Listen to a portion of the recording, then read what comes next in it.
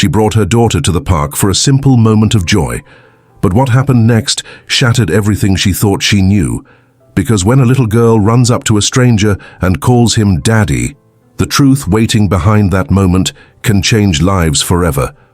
Zara wiped sweat from her face as she watched her 4-year-old daughter Amara chase butterflies near the water fountain. She shouldn't have brought Amara to Tafawa Balewa Square.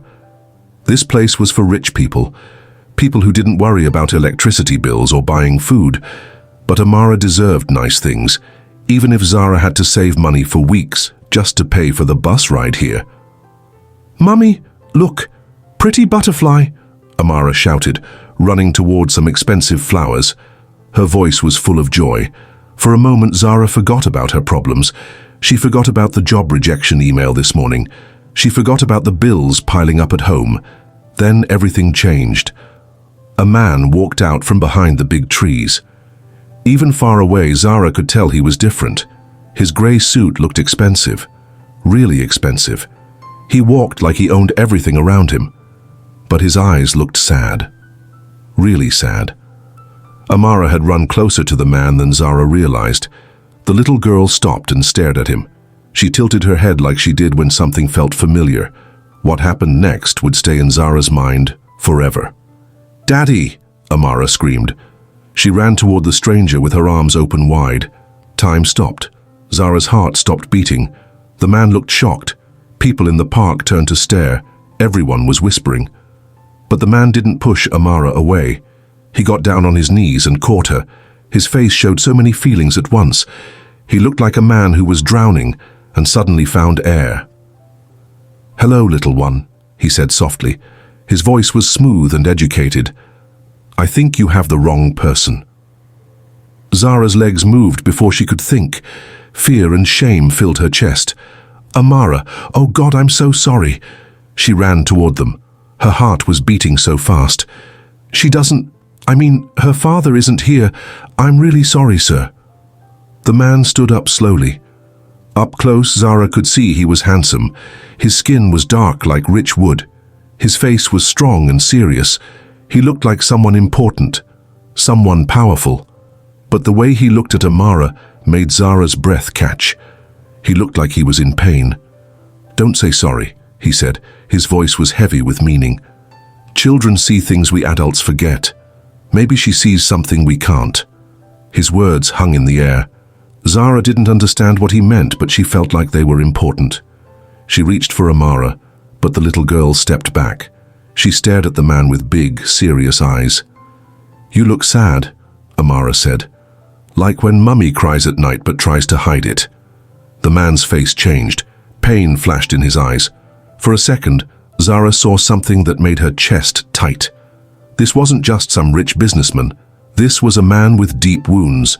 "Amara, that's not nice to say," Zara whispered. But she didn't mean it. Her daughter always knew when people were hurting. "It's okay," the man said.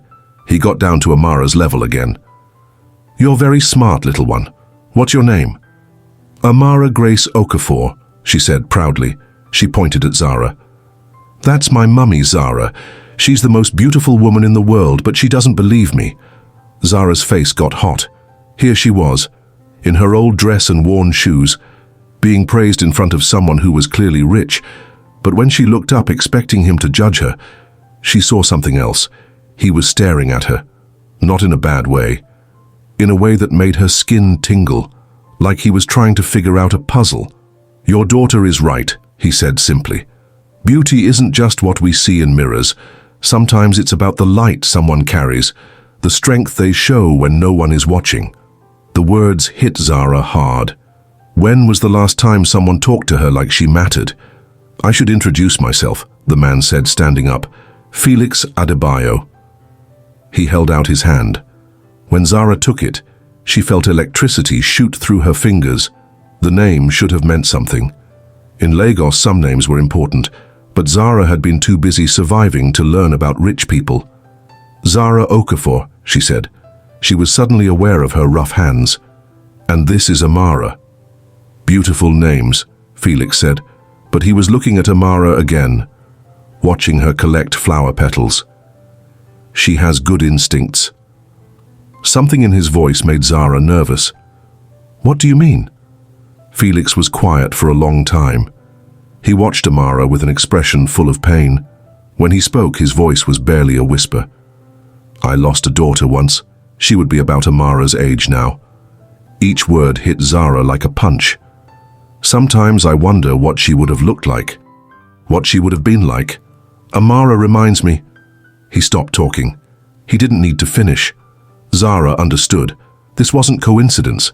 This wasn't just mistaken identity. Something deeper was happening here. "I'm so sorry," she whispered. "No," Felix said firmly. His businessman mask slipped back on. "Don't apologize for life. Your daughter is a gift. Never forget that." He sounded like he was speaking from experience, from wounds that never healed. Amara came back with her hands full of flower petals. She walked up to Felix and held them out. "These are for you," she said seriously, "to make the sadness go away."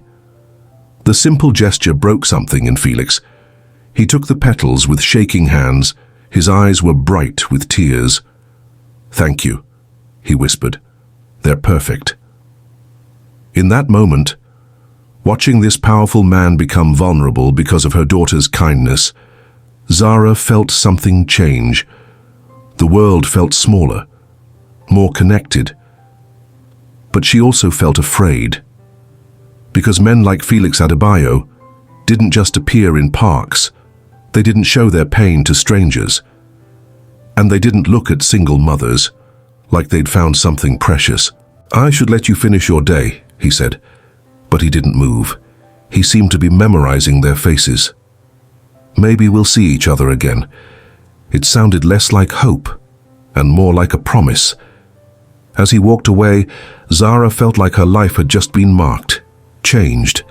Amara's quiet words sent ice through her veins. "Mummy," her daughter said, still watching Felix leave, "the sad man knows something about us that we don't know yet." Standing there in the Lagos heat, surrounded by expensive flowers and curious stares, Zara realized, some meetings change everything. This stranger, with his hidden pain and careful words, had just walked into their lives like a storm. She had no idea that by tomorrow he would know everything about her. By next week he would make her an offer that would force her to choose between safety and a future that scared her. The first piece had moved.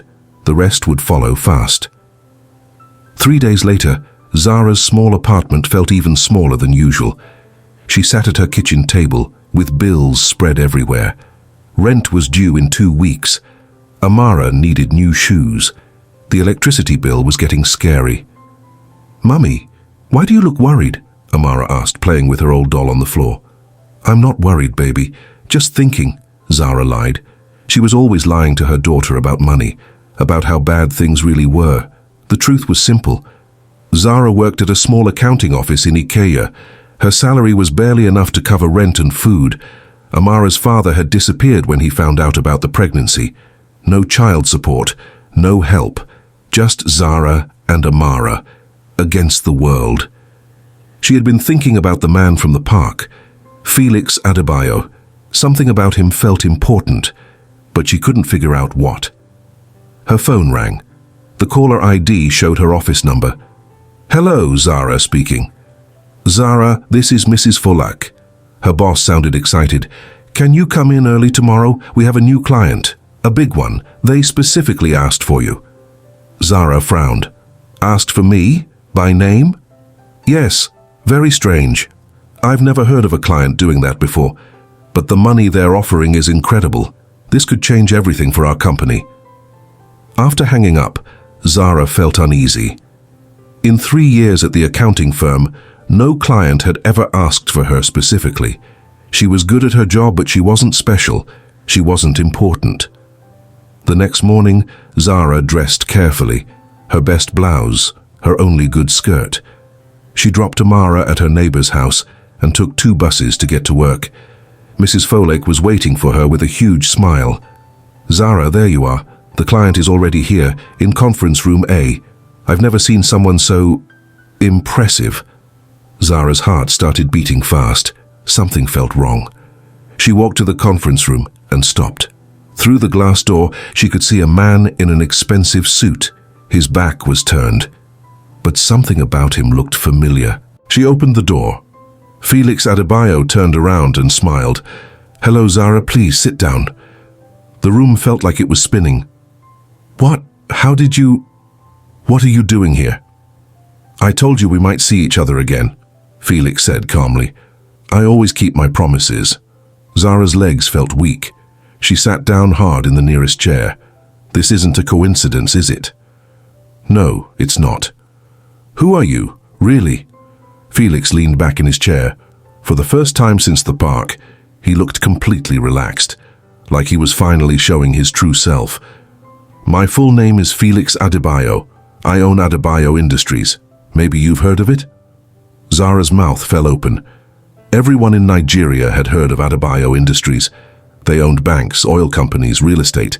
The Adebayo family was one of the richest families in West Africa. You're that Adebayo?" "I am." "But why are you here? Why are you looking for me?" Felix was quiet for a moment. When he spoke, his voice was soft. "Because your daughter called me daddy. And for 30 seconds in that park, I felt something I haven't felt in 5 years. Hope." Zara's chest tightened. "I don't understand." "Let me tell you a story," Felix said. 5 years ago, I was married. My wife Cynthia was pregnant with our first child, a daughter. We had everything planned. The nursery was ready. We had picked out names. I was going to be the best father in the world. His voice broke slightly. Cynthia died in a car accident when she was 8 months pregnant. The baby died too.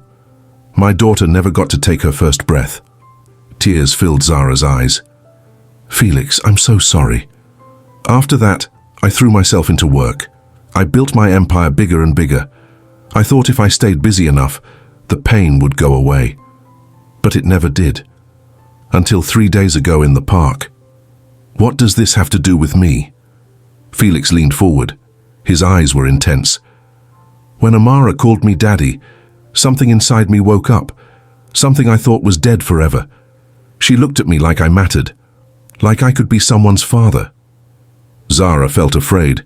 "Felix, she's my daughter, mine. I know, and I would never try to take her from you, but I want to be part of her life. Part of both your lives." "What are you saying?" "I'm saying I can help you. I know about your money problems, Zara. I know about the overdue bills. I know Amara needs new shoes, and you've been eating less so she can eat more." Zara's face went hot with shame. "How do you know that?" "I had you investigated." The words hit Zara like a slap. "You what?" "I'm sorry, I know how it sounds, but I had to know who you were. What kind of person you are. What kind of mother you are." Zara stood up fast. The chair fell backward. "You had me investigated like I'm some kind of criminal? Sit down, please, let me explain." "No, you don't get to do that. You don't get to spy on me and my daughter." "Zara, please. Stay away from us." She turned toward the door. "I know about Marcus." Zara stopped. Her whole body went cold. She turned around slowly. "What did you say?" "Marcus Okafor, Amara's father. I know he left when you told him you were pregnant. I know he's never sent money, never called, never even seen his daughter." Zara's hands were shaking. "Stop. I know you work 2 jobs sometimes just to pay rent. I know you haven't bought new clothes in 2 years. I know you cry at night when Amara is sleeping because you're scared you can't give her the life she deserves. Stop it. I know you're a good mother, the best mother, and I know you're struggling alone when you don't have to." Zara was crying now. "What do you want from me?" Felix stood up. He walked around the table toward her. "I want to help you, both of you." "Why?" "Because when Amara called me daddy, I remembered what it felt like to want to protect someone, to want to provide for someone, to want to be someone's hero. She's not your daughter. I know, but she could be." The words hung in the air between them. Dangerous words. Words that could change everything. "What are you asking?" "Marry me." Zara's legs gave out. She had to grab the table to stay standing. "What?" "Marry me. Let me take care of you and Amara. Let me be the father she deserves, the husband you deserve. You don't even know me. I know enough. I know you're strong. I know you're kind. I know you put Amara first in everything. I know you're exactly the kind of woman I should have found years ago. Zara's mind was spinning. This is crazy. People don't just get married because a child calls them daddy. Why not? Arranged marriages happen all the time, business marriages. This would be both. A business marriage. Think about it practically. You need security. He paused. I need a reason to feel alive again. We both need family. And if I say no? Felix's expression didn't change. Then you say no. I won't bother you again. But your problems will still be there tomorrow, and next month, and next year. It sounded like a threat, not violent, but real. You're asking me to marry a stranger. I'm asking you to save your daughter's future, and maybe save mine too. Zara looked out the conference room window. Lagos traffic was backed up as usual. People rushing to jobs that barely paid enough, fighting for survival every single day. She thought about Amara, about the look in her daughter's eyes when she saw other kids with their fathers, about how Amara always asked why Daddy wasn't coming to pick her up from school. She thought about the bills on her kitchen table, the fear that kept her awake at night, the constant worry about what would happen if she got sick or lost her job. Then she thought about Felix in the park, the way he held Amara so gently, the pain in his eyes when he talked about his lost daughter, the way he looked at them like they were precious. I need time to think, she whispered. Of course, but not too much time. Some opportunities don't wait. As Felix walked toward the door, he stopped. One more thing, Zara. I want you to know that if you marry me, I'll never ask for anything you're not ready to give. This would be about building something real, something that could become love, even if it doesn't start that way. After he left, Zara sat alone in the conference room for an hour. Her mind was full of questions that had no good answers. Could she marry a man she barely knew? Could she trust a billionaire who had her investigated like a business deal? Could she give Amara the father she'd always wanted, even if it meant sacrificing her own freedom? Or was this her only chance to escape the trap of poverty that was slowly crushing them both? One thing was certain. After today, nothing would ever be the same. The choice that would define the rest of their lives was waiting for her answer. That night, Zara couldn't sleep. She stood by her bedroom window, looking at the crowded Lagos street below. Car horns, loud music from bars, people shouting, the same sounds that had filled her life for years. But everything felt different now. Amara was sleeping peacefully in the next room. Her daughter didn't know that their whole world might change tomorrow, that a stranger's proposal could lift them out of poverty forever, or destroy them completely. Zara's phone buzzed, a text message from an unknown number. The offer stands until tomorrow at 6 p.m. After that, I disappear from your life forever. Choose wisely. Her hands shook as she read it. Felix wasn't playing games. He was serious. The next morning, Zara called in sick to work. She needed to think, really think. She took Amara to their usual spot, a small playground in their neighborhood. Not fancy like Tafawa Balewa Square, just swings, and a slide that needed painting. But it was theirs, safe, familiar. "Mummy, you look sad today," Amara said, swinging back and forth. "Just tired, baby."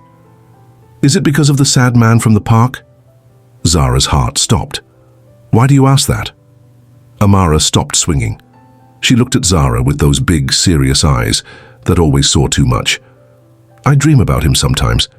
He's not sad in my dreams, he's happy. We're all happy." "What do you mean, all?"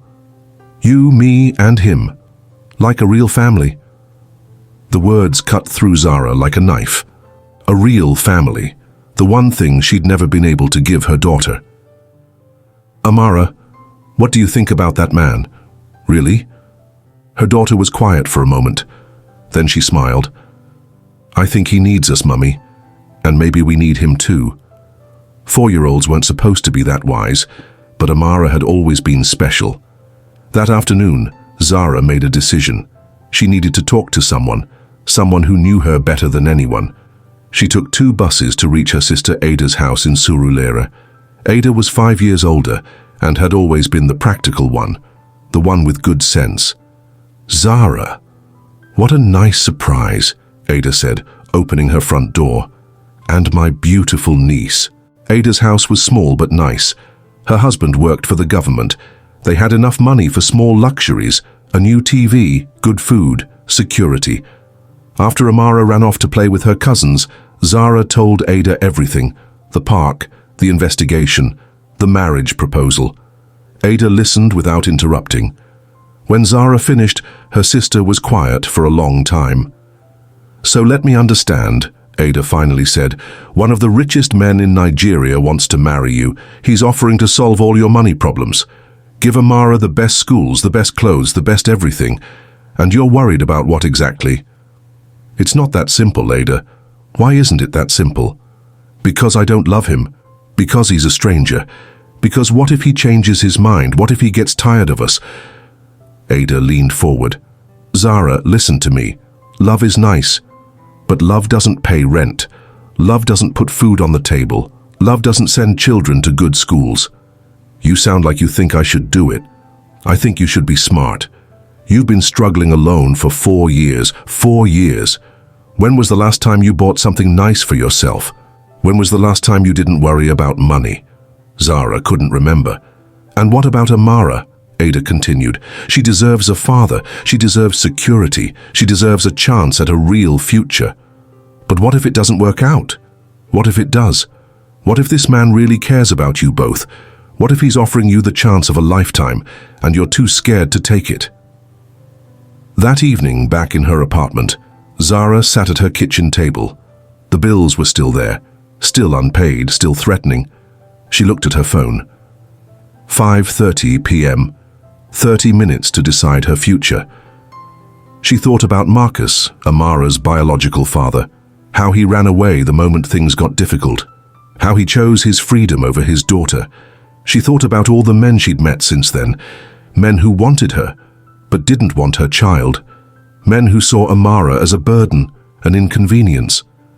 Then she thought about Felix in the park, how gentle he was with Amara, how he didn't push her away when she called him daddy, how he looked like he wanted to protect them both. Maybe love could grow from kindness. Maybe families could be built on need and mutual respect. Maybe this was her chance to stop being afraid and start being brave. At 5:45 p.m., she called the number from the text message. Hello, Zara. Felix's voice was calm, but she could hear tension underneath. I need to ask you something first. Anything. If I marry you, what happens to Amara? Legally, I mean.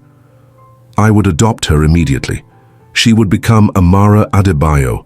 She would inherit everything I own, just like a biological child. And if something happens to you, she's protected. Trust funds, education funds, everything is already set up and waiting. You did that already? I told you, Zara. I don't make offers I'm not prepared to follow through on. Her heart was beating so fast she could barely breathe. And me? What would you expect from me? I would expect you to be yourself, to be a good mother to Amara, to give us both a chance to become a real family. What if I can never love you? There was a long pause. Then you can never love me, but I hope you'll let me try to earn it. Zara closed her eyes. Her whole life was about to change with one word. Yes, yes, yes, I'll marry you. The silence on the other end lasted forever. When Felix spoke again, his voice was different, softer, full of something that might have been relief. Thank you, Zara. You won't regret this. When? As soon as possible. Next week if you're willing. I don't want to give either of us time to change our minds. After hanging up, Zara sat in her kitchen for an hour. She didn't cry. She didn't panic. She just sat there, trying to understand what she'd just done. She'd agreed to marry a billionaire she barely knew, for money, for security, for her daughter's future. Maybe that made her smart. Maybe it made her a gold digger. Maybe it made her desperate. Or maybe it just made her a mother, doing whatever it took to give her child a better life. When Amara came out of her bedroom, rubbing sleepy eyes, she found Zara still sitting at the table. "Mummy, are you okay?" Zara pulled her daughter onto her lap. "Baby, how would you feel about having a daddy?" Amara's face lit up like the sun. "Really? The sad man from the park? His name is Felix. And yes, maybe. Will he love us?" Zara kissed the top of her daughter's head. "I don't know, baby, but I think he's going to try." That night, as Amara slept, Zara packed their few belongings. Tomorrow, Felix would send a car. Tomorrow, they would move into his house. Tomorrow, their old life would end, and their new life would begin. She was terrified, excited, hopeful, scared. But for the first time in 4 years, she wasn't worried about paying rent. She wasn't worried about buying food. She wasn't worried about Amara's future. She was worried about bigger things now. Love, trust, whether two broken people could help heal each other, whether a marriage that started as a business deal could become something real, whether the sad man from the park could really become the father and husband they needed. Only time would tell. But as Zara fell asleep that night, she dreamed of possibilities instead of problems, and maybe that was enough to start with. 6 months later, Zara stood in the kitchen of the biggest house she'd ever seen. Floor-to-ceiling windows showed the Lagos lagoon sparkling in the morning sun. The marble counters were bigger than her old apartment, but the most beautiful sight was at the breakfast table. Amara was laughing as Felix helped her with her homework. He was patient with her math problems, explaining things over and over until she understood. His expensive shirt had crayon marks from her art project yesterday. "Daddy, will you come to my school play next week?" Amara asked. "I wouldn't miss it for anything, Princess," Felix replied, kissing her forehead. Daddy, the word that started everything, was now natural, real. "Good morning, beautiful," Felix said when he saw Zara. He stood up and kissed her cheek softly. "How did you sleep?" "Good," she lied. She'd been awake most of the night, thinking. The past 6 months had been like a dream. The wedding had been small but elegant. Felix's family had been cold at first, but they warmed up when they saw how much he'd changed, how happy he was. Amara now attended the best private school in Lagos. She had her own room with toys most children could only dream about. A driver picked her up every day. She was learning French and piano. Zara had quit her job at the accounting firm. Now she managed Felix's household staff and helped with his charity work. She wore designer clothes, attended fancy parties with Nigeria's elite. Everything was perfect, so why did she feel so guilty? "I have a meeting in Abuja today," Felix said, putting on his watch. "I'll be back tomorrow evening. Will you two be okay?" "Of course," Zara said. "We'll miss you." And she would miss him. That was the problem. Somewhere between the daily morning kisses and bedtime stories to Amara, between the quiet dinners and walks in their garden, Zara had fallen in love with her husband. Real love, deep love, the kind that made her chest ache when he was away. But she'd never told him, because their marriage had started as a business deal, because she didn't know if he felt the same way, because she was afraid of ruining the perfect life he'd given them. After Felix left for the airport, Zara sat in the garden, watching Amara play with her new puppy. Her daughter was glowing with happiness. She talked about Daddy Felix constantly. She'd never asked about her biological father again. That afternoon, while Amara napped, Zara got a phone call that changed everything. "Mrs. Adebayo, this is Dr. Benson from Holy Family Hospital. Your husband has been in an accident." The world stopped spinning. "What kind of accident? Is he okay?" "There was a problem with his plane. He's alive, but he's unconscious. You need to come now." The drive to the hospital was the longest of Zara's life. Her hands shook as she held Amara, who kept asking why Mommy was crying. At the hospital, doctors explained, Felix's private jet had made an emergency landing. He'd hit his head hard, he was stable but in a coma. "When will he wake up?" Zara asked. We don't know. Could be days, could be weeks, could be... The doctor didn't finish, but Zara understood. For 3 days, Zara sat by Felix's bedside. Amara colored pictures for him, read him stories, sang the songs he'd taught her. "Why won't Daddy wake up?" Amara asked on the 3rd night. "I don't know, baby." "Maybe he needs to know we love him." Zara's heart broke. "He knows we love him." "But did you ever tell him?" The innocent question hit like lightning. No, she'd never told him. She'd been too afraid, too proud, too scared of making their fake marriage too real. That night, alone with Felix's unconscious form, Zara finally said the words she should have said months ago. "I love you," she whispered, holding his hand. "I know this started as a deal. I know you married me to fill a hole in your heart, but somewhere along the way, you became everything to me. You became the man I dreamed about, but never thought I'd find." Tears streamed down her face. "You gave Amara the father she always wanted. You gave me a reason to believe in love again. You made us a real family." She squeezed his hand. "So you have to wake up, because I can't do this without you, because Amara needs her daddy, because I need my husband." On the 4th morning, Zara was asleep in the chair next to his bed when she felt something. A squeeze on her hand. Her eyes flew open. Felix was looking at her, confused but awake.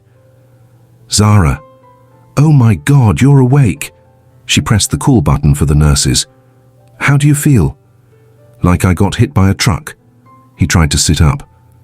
"How long was I out?" 4 days, the longest 4 days of my life." "Were you here the whole time?" "Of course I was here. Where else would I be?" Felix stared at her, really stared, like he was seeing her for the first time. "I heard you," he said softly. Zara's stomach dropped.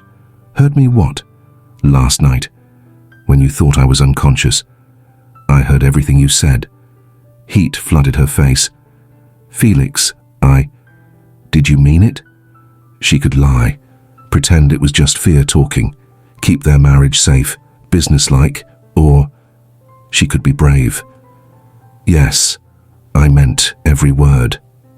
Felix's eyes filled with tears. "I love you too, Zara. I have for months. But I was afraid to tell you because I thought you only married me for security.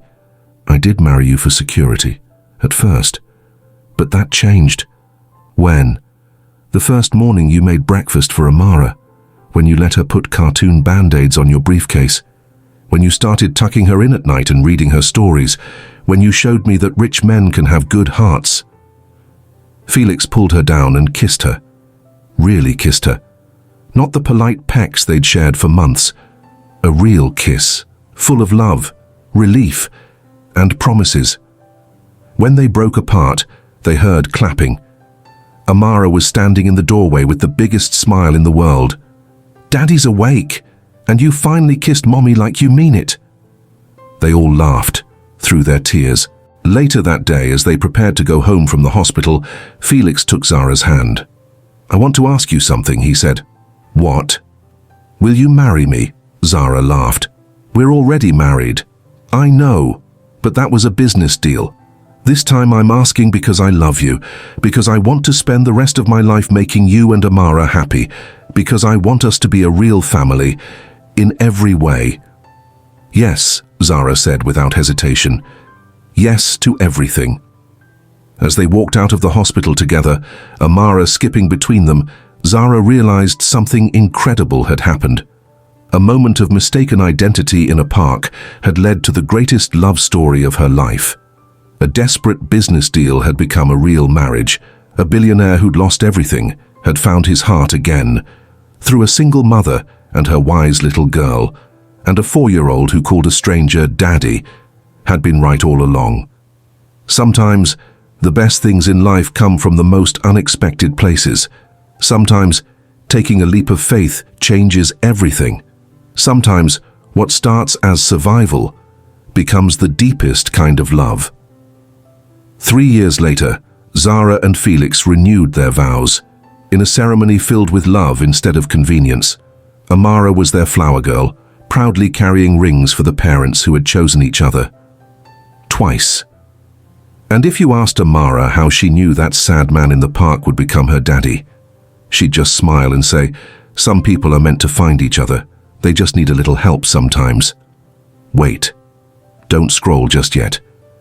If this story made you feel something, if you held your breath when Felix walked into that room, if your heart swelled when they chose love over fear, then don't leave without doing one small thing, like comment and subscribe, and drop a comment to tell us where you're watching from. Because stories like this, they remind us that behind every what if is a life waiting to change, that sometimes the most unexpected people become the ones who save us, and that love doesn't always arrive with flowers. Sometimes it shows up quietly in a park, on a hard day with a second chance.